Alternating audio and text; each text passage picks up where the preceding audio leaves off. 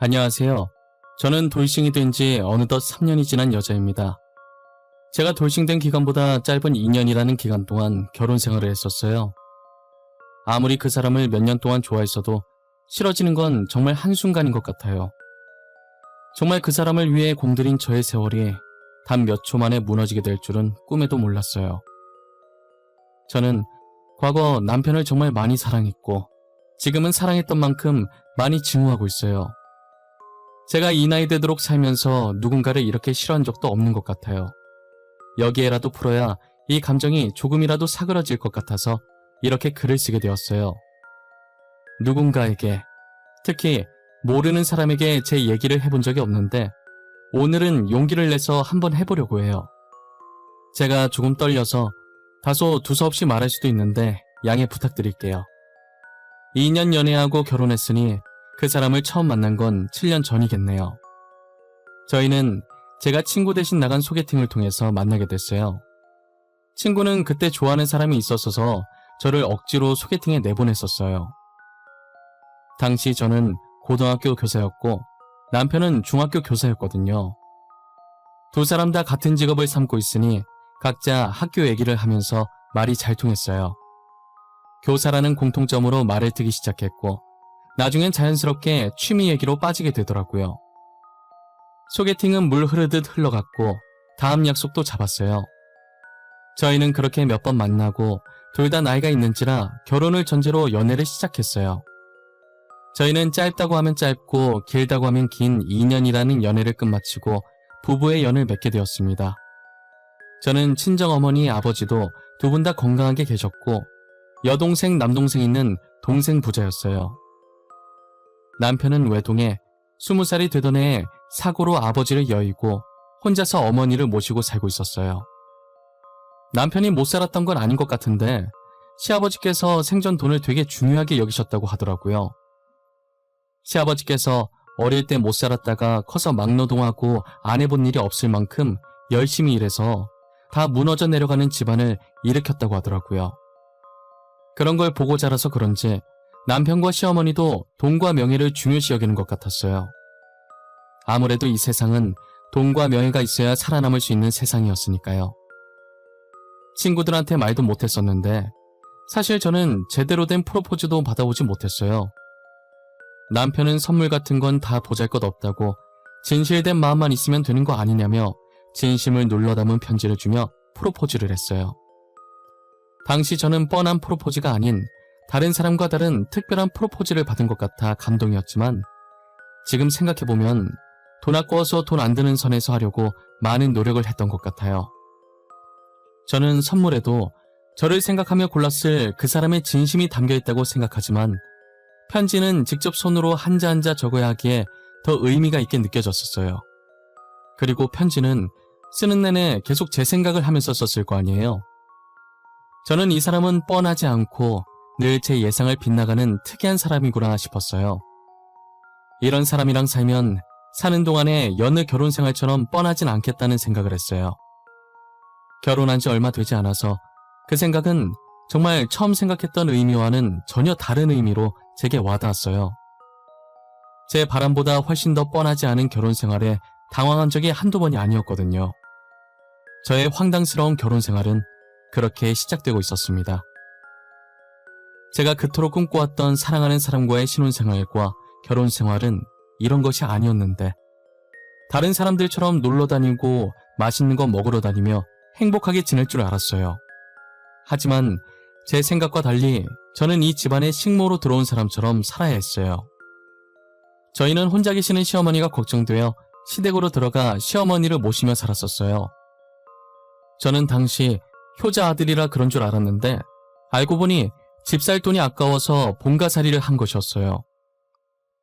연애할 때야 남편이 돈 계산하는 거 보면 알뜰살뜰하다, 돈 관리 잘하는 게 멋있어 보인다 정도로 보였죠. 시집 오기 전엔 시댁 식구들이 이렇게까지 짠돌이인 줄을 몰랐어요. 그럴만도 한 게 지금 생각해보면 결혼 전엔 시댁을 방문한 적이 한 번밖에 없어서 몰랐던 것 같아요. 결혼 허락받을 때 잠깐 간 게 달아 그 짧은 시간 동안 이 집안이 어떤지 짐작할 수가 없잖아요. 그렇다고 제가 초면에 집안을 이리저리 둘러볼 수도 없는 노릇이니까요. 연애 시절엔 뭘 해도 다 좋아 보일 시기니까 돈 아끼자는 말을 입에 달고 다녀도 아무 생각이 없었어요. 저는 뭐가 됐든 남편과 함께라는 자체가 좋아서 남편이 하자는 대로 다 해줬었죠. 남들보다 근사하지 못한 데이트를 해도 그저 좋았었어요. 오히려 벌써부터 돈 관리가 확실한 남편이 자랑스러웠어요. 하지만 그 생각도 결혼과 동시에 유리 깨지듯 산산조각이 나버렸어요. 저는 돈을 그렇게 못 버는 것도 아닌데 강제로 허리띠를 졸라매야 했어요. 저도 사치하는 편은 아니라서 명품 가방 하나조차 없는데 그나마 돈을 쓰는 게 화장품이었거든요. 피부가 워낙 예민해서 싸구려 화장품은 절대 못 쓴단 말이에요. 그래서 제가 쓰는 화장품들을 보면 다른 화장품들보다 가격대가 조금 비싸요. 아가씨 시절엔 어차피 돈을 벌고 저 혼자 쓰는 돈이니까 아낌없이 발랐었어요. 하지만 결혼함과 동시에 그 화장품들을 쪼개고 쪼개서 정말 조금씩 써야 했죠. 화장품 다 써서 사려고 하면 남편과 시어머니의 혼잣말 같은 잔소리를 몇 시간이나 들어야 했거든요. 이렇게 제 돈으로 사는 건데도 제가 눈치를 봐야 하는 지경이었어요. 이렇게는 안 될 것 같아서 생활비도 드리고 용돈도 따로 챙겨드리니 제가 제 돈 쓰는 거엔 신경 안 쓰셨으면 좋겠다고 딱 잘라서 이야기했어요. 아무래도 제가 생활비와 용돈을 넉넉히 드리는 편이니 찍소리도 못 하시더라고요. 저는 결혼한 후 원래 가지고 있던 카드들을 모조리 없앴어요. 시댁 식구들은 무조건 현금을 사용했고 과소비의 원인인 카드는 절대 금지였거든요. 그리고 항상 남편의 가방 속엔 계산기가 들어있었어요. 돈 얘기가 나오면 무조건 계산기부터 꺼내서 두들겨요. 저는 같이 살다 보니 계산기에 노이로제가 걸려서 이제는 계산기를 쳐다도 보기 싫어요. 꼬깃꼬깃 주머니 속에서 현금을 꺼내는 것도 더 이상 하기 싫어요. 그리고 현금 계산하면서 민망했던 적이 한 번 있었어요. 제가 택시 탈 때 주로 카드로 계산했었지만 가끔 현금으로 계산하면 거스름돈 얼마 안 나올 땐 그냥 안 받고 기사님께 가시는 길에 커피라도 사드시라고 하고 안 받거든요. 그런데 남편은 동전 10원 단위까지 정확하게 다 받고 나오는 거예요. 저는 남편이 지폐는 무조건 받을 걸 알기에 동전이라도 받지 말자고 기사님 고생하시는데 자판기 커피라도 마시라고 하자 해도 요지부동이었어요. 여보, 그냥 동전은 받지 말자. 기사님들 얼마나 고생하시는데 가시는 길에 자판기 커피라도 드시라고 하자. 응? 땅 파면 820원이 나와? 우리가 매일 돈을 놨냐고. 우리도 고생해서 힘들게 돈 버는 거야. 원래 택시 안 타려고 했는데 당신이 다리 아파서 죽겠다는 소리 내서 겨우 탄 거구만. 그럼요. 세상에 고생 안 하고 돈 버는 사람이 어디 있겠어요. 다 힘들게 사는 거죠. 남편분께서 되게 알뜰살뜰 하시네요. 지금 10원짜리가 없어서 여기 850원 있습니다. 저 10원짜리 있어요. 30원 드릴게요. 같이 힘들게 돈 버는데 20원도 소중하죠. 그럼 수고하세요. 저는 가끔 남편이 이렇게 융통성 없이 나올 때마다 한숨밖에 안 나오더라고요. 괜히 제가 너무 민망하고 쥐구멍이라도 있으면 당장이라도 쥐구멍으로 달려가서 차라리 쥐들이랑 같이 사는 게 더 마음 편할 것 같았어요. 남편도 저런데 시어머니는 어떡해요? 핏줄은 못 속인다고 누가 더 나은지 안 나은지 우열을 가릴 수 없을 만큼 모제가 아주 똑같았어요. 제가 시어머니 생신이라고 해서 큰맘 먹고 비싼 스카프를 사서 갔었어요. 시어머니 성격에 돈 아깝다고 이런 걸 왜 사오냐고 싫은 소리 하시는 거 아닌가 걱정했는데 제 걱정과 달리 이제껏 본 적 없는 미소를 지으시며 스카프를 두르더니 잘 어울리냐고 물어보더라고요. 며느리 하나 잘 뒀다고 어떻게 이렇게 이쁜 걸 사줄 수 있냐고 너무 고맙다고 하더라고요. 또 돈 썼다고 잔소리 들을까봐 걱정했는데 좋아해 주시니 덩달아 저도 기분이 좋았어요. 그때가 초가을이라 살짝 쌀쌀했었거든요. 이런 날 감기 걸리기 십상이라 방을 조금 따뜻하게 하려고 보일러를 틀었어요. 제가 보일러를 틀자마자 시어머니께서 달려와서 제 손을 탁 쳐내시더니 다시 보일러를 끄는 거예요. 어머니, 왜 그러세요?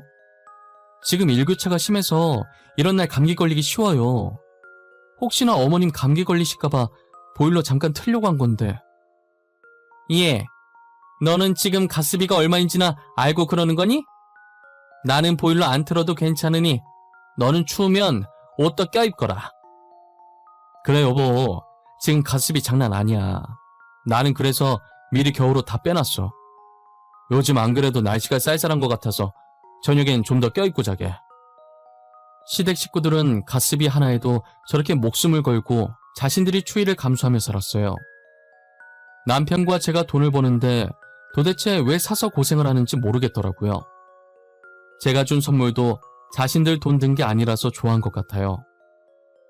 시댁 식구의 짠돌이 근성은 보일러뿐만이 아니었어요. 화장실이나 거실에 있는 휴지 한 칸도 허투루 쓰지 못하게 했고 물티슈도 마음대로 못 썼어요. 자기들끼리 아예 상황에 맞게 써야 할 휴지 칸수도 정해놨더라고요.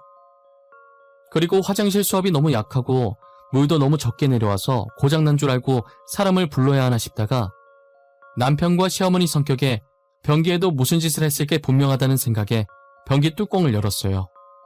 아니나 다를까 수도세 아끼려고 변기 안에 벽돌을 넣어 놓으셨더라고요. 그런데 하나가 아니라 넣을 수 있을 만큼 최대한으로 양껏 넣어놨더라고요. 여러분들이 그 모습을 실제로 봤어야 하는데 저는 변기 속 벽돌과 대면하는 순간 기가 찼습니다. 아무리 수도세 아끼려고 한 것이지만 이건 진짜 너무하다는 생각도 들었어요. 그래서 거기서 그나마 작은 벽돌 하나를 남편과 시어머니 몰래 빼버렸어요. 변기도 이렇게 해놓는데 당연히 저희가 씻는 것도 마음대로 못했죠. 목욕을 하려고 하면 시댁 식구가 정해놓은 물만큼만 통에 받아서 쓸 수 있었어요. 아무래도 그 물로 몸도 씻고 머리도 감아야 하니 머리 감으면서 머리 헹굴 때 물이 몸까지 쓸려 내려오게 씻을 수밖에 없었어요. 그래야만 정해놓은 물에 맞게 머리를 감고 몸을 씻을 수 있었거든요. 심지어 빨래도 세탁기로 돌리면 손빨래하는 것보다 물을 많이 쓰고 더군다나 전기세까지 잡아먹는다고 무조건 손빨래를 고집하세요. 제가 보다 못해 시어머니께 생활비 조금 더 드릴 테니 세탁기 쓰라고 했지만 그 돈은 모아두라고 직접 손으로 빨면 되는데 왜 쓸데없이 돈을 쓰려고 하냐고 하시더라고요. 그리고 저희는 조선시대 사람 마냥 항상 정확히 저녁 7시가 되면 냉장고를 제외한 모든 전기를 차단해요. 저희가 자는 동안 쓸데없이 돌아가는 기계들의 전기세도 아깝다는 거죠. 그래도 음식은 상하면 안 되니 냉장고를 제외한 모든 전기를 다 끊어버려요. 전기가 끊기면 할 게 없으니 어쩔 수 없이 강제 취침을 해야 했어요. 출근을 위해 알람을 맞춰야 해서 집에 오면 최대한 휴대폰을 안 봐요. 혹시라도 배터리 닳아서 알람 소리 못 들으면 큰일이니까요. 저는 항상 출근해서 휴대폰 충전하거나 보조 배터리로 충전해야 했어요. 옆에 앉아 계시는 선생님은 제 사정을 알아서 제가 오자마자 휴대폰 충전하면 안쓰럽다는 듯 저를 쳐다봐요. 저는 하소연할 수 있는 사람이 옆자리 선생님과 친정 부모님 딱 3사람뿐이었어요. 한 달에 2번 정도 혼자서 친정에 가는데 갈 때마다 친정 부모님한테 하소연을 해요. 친정어머니는 시어머니께서 나이가 있으신 분이니 어쩔 수 없다고 이해하라고 하더라고요. 주영아 어쩌겠어. 너네 시어머니께서 나이가 조금 있으시잖니. 결혼해서 그 집안 사람 됐으면 너가 참고 이해해야 하지 않겠니? 엄마, 나 결혼 괜히 한 것 같아. 남편도 만만치 않아. 연애할 때는 알뜰한 게 보기 좋았거든? 요즘 사람들 돈 흥청망청 쓰는 사람 많으니까. 근데 이건 해도 해도 너무 심한 것 같아. 아무래도 이 서방이 사돈을 보고 자라면서 배운 게 절약하는 것이니 그렇게 크는 건 당연한 거 아니겠어. 그래도 돈 펑펑 쓰는 것보단 낫잖아. 아, 엄마. 며칠 전에 내가 500원짜리 껌을 하나 샀었거든? 직업 특성상 말을 많이 하니까 입에서 단내가 나는 거야. 그래서 쉬는 시간 잠깐 먹으려고 껌을 샀는데 현금 영수증을 하라는 거야. 500원짜리 하나 사고 현금 영수증을 하라고 했다고? 겨우 500원인데 현금 영수증을 해줘? 500원은 현금 영수증 잘 안 해줄 텐데. 그러니까 내 말이. 그래서 나도 500원은 현금 영수증 안 해줄 거다 그랬더니 내 돈 내가 쓴 거 현금 영수증 하겠다는데 누가 안 해주냐면서 사람들 앞에서 생 난리를. 그래서 어떻게 했어? 현금 영수증 했어? 직원이 해주든? 하긴 뭐래. 사람들 다 쳐다보고 쪽팔려서 그냥 껌 다시 내려놓고 남편 데리고 나왔어요. 학교 근처 가서 샀지 뭐. 남편이랑 다른 학교 근무하니까 다행이지. 에휴. 남편은 이렇듯 500원짜리 껌을 사든 200원짜리 사탕을 사든 무조건 현금 영수증을 하는 사람이었어요.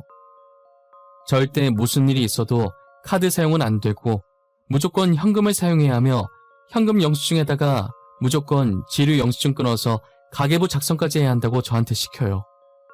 저는 그래서 자잘하게 사는 건 남편 몰래 혼자서 사서 들어오죠.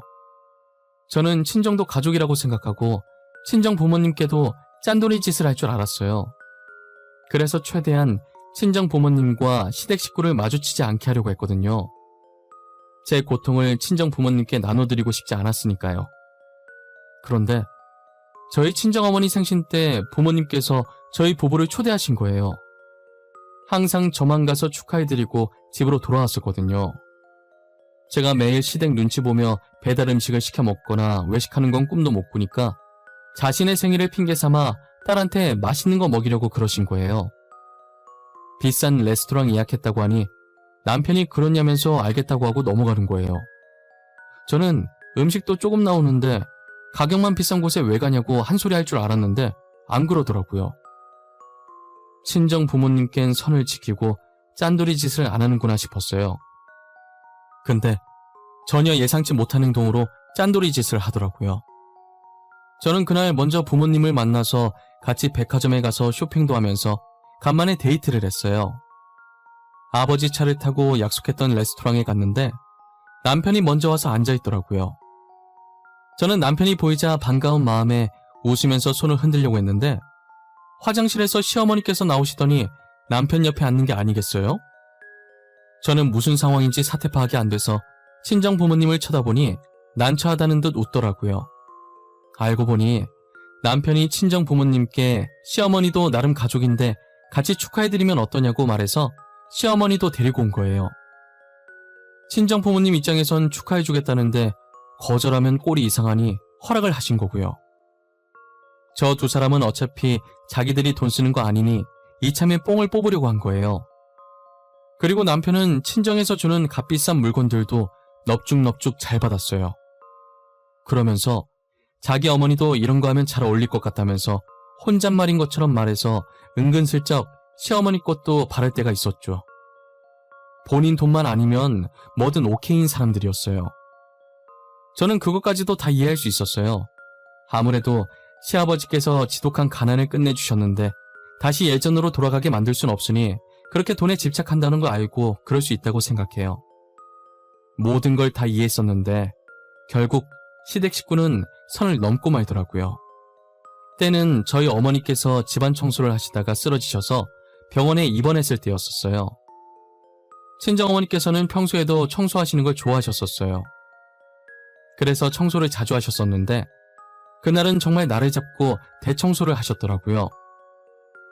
먼저 화장실 바닥에 락스를 뿌려 놓으신 뒤에 다른 곳부터 청소를 하셨대요. 화장실 청소만 남아서 어머니께서 청소를 하러 들어가셨는데 바닥에 락스 뿌려놓은 걸 깜빡하고 그냥 들어가신 거예요. 친정어머니는 락스에 미끄러지셨고 쓰러질 때 머리가 바닥에 부딪혀 그대로 의식을 잃으셨어요. 잠깐 집안 마트 갔다 왔던 아버지께서 쓰러진 어머니를 발견하고 급하게 병원으로 이송했어요. 저는 아버지께 연락을 받고 놀라서 수업하다 말고 병원으로 향했어요.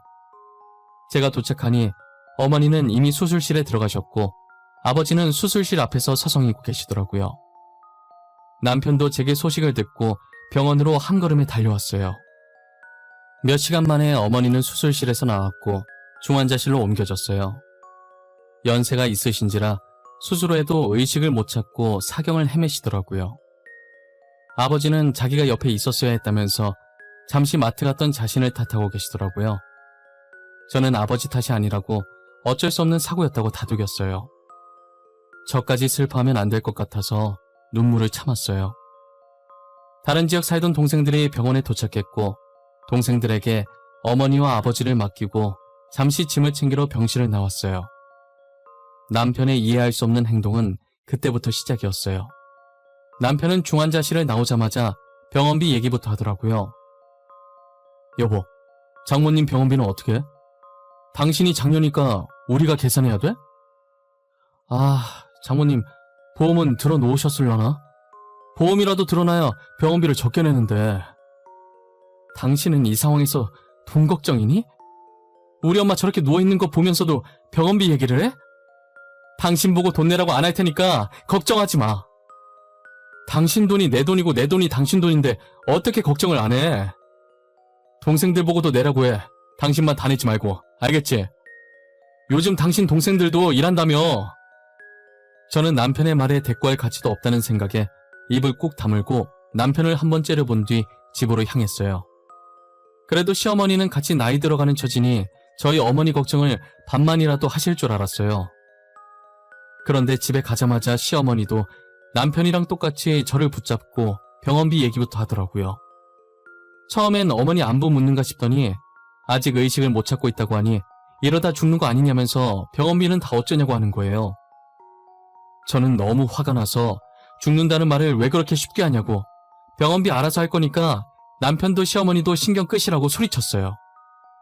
사람들이 어떻게 저렇게까지 밑바닥일 수 있는 건지 온몸에 소름이 끼칠 지경이었어요. 한순간에 시댁 식구들한테 정이 떨어졌고 같은 공간에서 숨 쉬는 것도 싫었어요. 어머니가 아파서 슬픈 것보다 시댁 식구들 태도에 화나는 게 더 커서 눈물도 안 나오는 거예요. 거기다 시어머니는 눈치도 없이 방까지 찾아와서 제게 돈 얘기를 하시더라고요. 아가, 만약에 너희 엄마 잘못되면 재산 분할 정확하게 해야 한다? 들어보니 네 밑으로 동생 2명 있다던데 동생들한테 주면 안 된다. 장녀인 네가 다 가지겠다고 해. 알겠지? 어머님, 지금 재산 걱정할 때가 아니라 저희 어머니 걱정하실 때 아니에요? 안 싸돈이야 안타깝지. 그치만 남은 사람도 살아야 하는 거 아니겠어? 너무 야박하다고 생각하지 마. 우리라고 이러고 싶어서 이러는 줄 아니?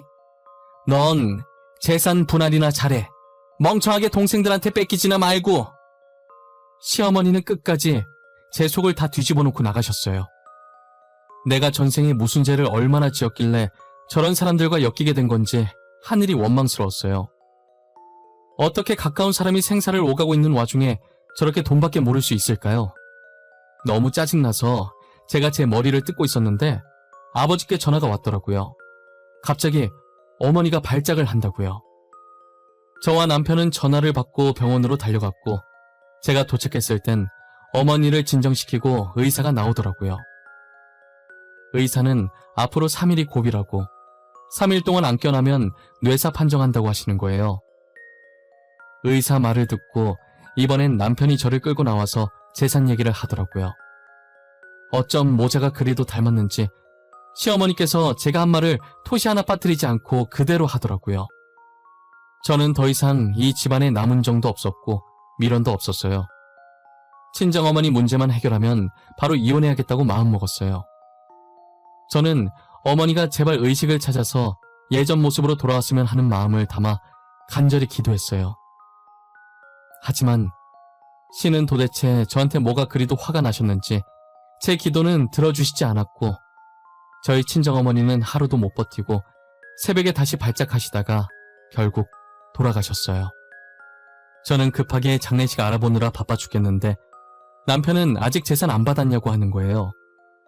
처음에는 한숨만 쉬고 남편을 무시했으나 제가 대답해 줄 때까지 쫓아다닐 기세로 제 뒤만 졸졸 따라다니더라고요. 당신 재산 받은 거 없어? 장모님 유언장 아직 안 봤어? 당신 장녀니까 당신한테 주신다지? 당신 재산 받은 거 있으면 조금만 나눠주라. 나도 사이잖아. 받을 권리 있는 거 아니야? 적당히 좀 해. 지금 뭐 하자는 거야? 가뜩이나 엄마 돌아가셔서 심란한데 왜 그래 정말? 제발 철 좀 들어라 인간아. 언제까지 계속 돈돈거릴 건데? 당신 죽어서도 돈돈거릴래? 너 치사하게 그럴래? 그게 아니라 우리 집 말이야. 10년도 더 된 집인데 리모델링 한번 할 때 됐잖아.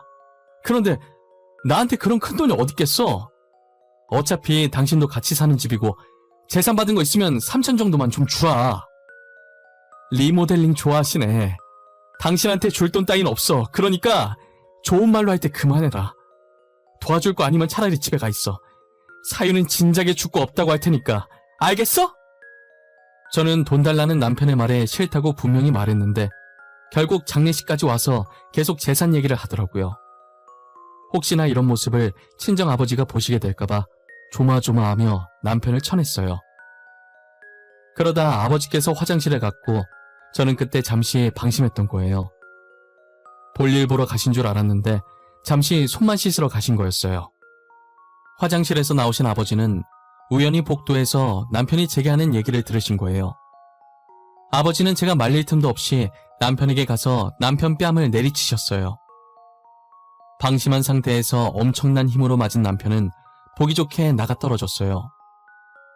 아버지는 남편에게 삿대질을 하시며 다시는 우리 집안에 발도 들일 생각하지 말라고 하셨고 저를 보시더니 저딴 사이 필요 없으니까 당장 이혼하라며 저를 데리고 장례식장 안으로 들어갔어요. 와중에 남편은 뺨 맞고도 정신을 못 차렸는지 친정아버지 다리 붙잡고 자신한테도 재산 준다고 하라고 그러면 이혼하겠다고 울부짖더라고요. 저는 끝까지 밑바닥을 보이는 남편에게 오만정이 다 떨어졌고 친정아버지는 남편의 손을 뿌리치고 더러운 것 묻었다는 듯 다리를 털었어요. 저는 어머니 장례식을 마치자마자 남편과 이혼을 했어요. 재산 안 주면 이혼 안 하겠다고 버티는 통에 이혼 소송을 하게 됐죠. 긴 소송 끝에 판결은 저의 손을 들어주었고 아직 아이가 없는 탓에 위자료는 조금밖에 못 받았지만 소송을 통해 그동안 제가 받은 정신적 피해 보상으로 2천만 원을 받아냈어요. 아버지한테 그렇게 맞고 무서워서 친정 근처에도 안 올 것 같던 전 남편이 친정까지 찾아와서 제게 따지더라고요. 이혼에 위자료에 피해 보상까지 한 걸 알고 시어머니가 쓰러지셨다면서요. 야, 너 이제 어쩔 거야? 너 때문에 우리 엄마 쓰러졌는데 어떻게 할 거냐고! 너 우리 엄마 정신적으로 피해 입은 거 보상해줘야 할 거야. 내가 고소할 거니까! 백날 고소해봐라. 자기가 잘못해놓고 정신적 피해 보상 바란다고 하면 판사도 웃겨서 박장대소할 거다. 괜히 나대다가 쪽당하지 말고 그냥 꺼져. 너 정말 1억이야? 그래, 내가 잘못했다. 그런데 우리 엄마 입원해서 병원비 들게 생겼단 말이야. 나 알잖아. 나 당신한테 위자료 주고 돈 없는 거. 그래도 함께한 세월이 있는데 200만 원이라도 주면 안 돼? 아니, 100만 원이라도. 너는 똥 닦을 때도 휴지 한 칸만 쓰면서 그렇게 아껴놓고 그동안 돈 안 모으고 뭐 했니? 돈 쓸 구석이 전혀 없었는데 돈 안 모으고 뭐 했냐고. 주식으로 다 날렸어. 친구가 이번엔 진짜 대박 건수 잡았다 해서 모아둔 돈 다 투자했단 말이야. 그런데 이렇게 될 줄 누가 알았겠어? 당장 엄마 병원비 결제할 돈도 없어. 그러니까 제발 100만 원만, 어? 전 남편은 끝까지 100만 원만 달라며 제 바지가랑이를 붙잡고 매달렸어요. 저는 그간 같이 살았던 세월을 생각해서 지갑에 있던 10,000원짜리 10장을 던져주고 자리를 떠났어요. 와중에 돈 날아갈까 허겁지겁 돈 줍는 남편 모습을 보니 싫은 걸 넘어서 혐오감까지 들더라고요. 다시는 우연이라도 마주치고 싶지 않은 생각에 친정아버지께 말하고 이사를 갔어요. 저는 지금 전화번호도 바꾸고 전 남편의 흔적을 모조리 지웠어요. 애초에 전 남편한테 받은 것도 없어서 정리할 게 별로 없었지만요. 이제 아픈 과거를 모두 잊고 앞으로는 아버지만 바라보며 남은 인생 효도하면서 살려고 합니다. 간혹 어머니 생각에 가슴이 옥신거리긴 하지만 씩씩하게 잘 살아보려고요. 제가 이야기를 통해 여러분들에게 하고 싶은 말이 있어요.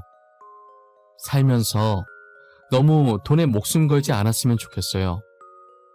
돈보다 더 가치 있는 것들이 세상에 너무 많거든요. 지금까지 제 이야기 들어주셔서 감사하고 모든 분들이 항상 건강하셨으면 좋겠어요.